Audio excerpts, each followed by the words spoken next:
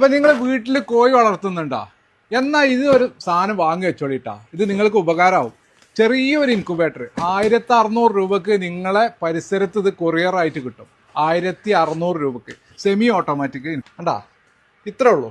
വളരെ ഈസി ആയിട്ട് തന്നെ നമുക്ക് നല്ല എന്താ വൃത്തിയായിട്ട് കോഴിക്കുഞ്ഞുങ്ങളെ വിരിയിച്ചെടുക്കാം. ചെറിയൊരു ഇൻക്യുബേറ്റർ ഏകദേശം ഒരു 2-3 കോഴിക്ക് അടവെക്കണ മുട്ട ഇതിനകത്ത് വിരിയിച്ചെടുക്കാം. വേറൊരു മോഡല് ബോക്സ് തുറക്കാതെ തന്നെ നമുക്ക് ഇതിനകത്ത് മുട്ട നീക്കി വെക്കാൻ പറ്റുന്നതാണ് സെമി ഓട്ടോമാറ്റിക്. ഇതിന്റെ റേറ്റ് വരുന്നത് കൊറിയർ ചാർജ് അടക്കം 1950 കേട്ടോ.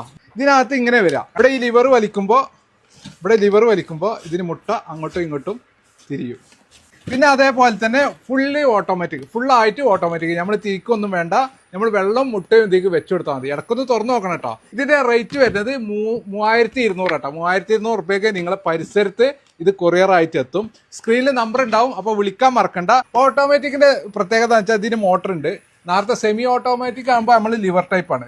ലിവർ പിടിച്ച് വലിച്ചു കഴിഞ്ഞാൽ അങ്ങോട്ടും ഇങ്ങോട്ടും നൽകും. ഇതിന് ഓട്ടോമാറ്റിക് ഉണ്ട്, അതൊക്കെ ടൈമർ സെറ്റിങ്സ് ഒക്കെ ഉണ്ട് കേട്ടോ. അപ്പോൾ ഫുള്ള് ഡീറ്റെയിൽ ആയിട്ട് നിങ്ങൾക്ക് അറിയണം എന്നുണ്ടെങ്കിൽ നമ്മളെ മജീദ് ഖാന്റെ നമ്പർ ഉണ്ടാവും സ്ക്രീനിൽ. അപ്പോൾ വിളിക്കാൻ മറക്കരുത്.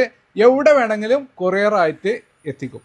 നമ്മളെല്ലാവരും ആകാംക്ഷയോടെ കാത്തിരുന്ന ചപ്പിലക്കോഴിയുടെ മുട്ടയാണ് ഇപ്പൊ എന്റെ കയ്യിൽ കിടന്ന് വിരിയുന്നു. ഇൻക്യുബേറ്ററിൽ അടവെച്ച് ഏതാണ്ട് 16ാമത്തെ ദിവസമാണ് മുട്ട വിരിഞ്ഞു കിട്ടിയത്. കാണാനൊരു കോഴിക്കുഞ്ഞിനെ പോലെയാണെങ്കിലും അവരുടെ പകുതി വലുപ്പം മാത്രമേ വരുള്ളൂ. പിന്നെ കളർ എങ്ങനെയാണെന്ന് അറിയണമെങ്കിൽ ഇതിന്റെ ശരീരം ഒന്ന് ഉണക്കിയെടുക്കേണ്ടി വരും. 2ാമത്തെ മുട്ടക്ക് വിരിയാനുള്ള വിള്ളൽ വീണിരുന്നെങ്കിലും 3ാമത്തേതിന് കാര്യമായി മാറ്റമൊന്നും ഉണ്ടായിരുന്നില്ല. ഇതേ സമയത്ത് തന്നെ നമ്മൾ വെച്ചൊരു കോഴിമുട്ടയും വിരിഞ്ഞിട്ടുണ്ടായിരുന്നു. എന്തായാലും നമ്മുടെ ചപ്പിലക്കോഴിയുടെ കുഞ്ഞ് നാടൻ കോഴിക്കുഞ്ഞിന്റെ പകുതി വലുപ്പമേ ഉള്ളൂ. അങ്ങനെ ഒരു 4-5 മണിക്കൂറിന് ശേഷം ഇൻക്യുബേറ്റർ തുറന്നു നോക്കിയപ്പോ നമ്മുടെ കോഴിക്കുഞ്ഞുങ്ങൾ ഒരു 15 കൂടെ ഇറങ്ങിയിട്ടുണ്ട്. ഇതിനിടയിൽ എപ്പോഴും നമ്മുടെ ചപ്പിലക്കോഴിയുടെ 2ാമത്തെ കുഞ്ഞും വിരിഞ്ഞിറങ്ങിയിരുന്നു. ഇതേ ഇപ്പം ശരീരം ഒന്നുണങ്ങിയപ്പോഴാണ് ഇവരുടെ കളർ മനസ്സിലായത്. അവസാനമായി ഇനി വിരിയാനുള്ള മുട്ടയിൽ നിന്നും കുഞ്ഞ് പുറത്തേക്ക് ഇറങ്ങാനുള്ള തയ്യാറെടുപ്പിലാണ്. അങ്ങനെ നമ്മുടെ കയ്യിൽ കിടന്ന് 3ാമത്തെ കുഞ്ഞും വിരിഞ്ഞിറങ്ങിയിരുന്നു. ഇനി ഇവരുടെ ബാക്കി വിശേഷങ്ങളെല്ലാം അടുത്തൊരു വീഡിയോയിൽ കാണാം. അപ്പൊ വീഡിയോ ഇഷ്ടപ്പെട്ടാൽ സപ്പോർട്ട് ചെയ്യാൻ മറക്കല്ലേ.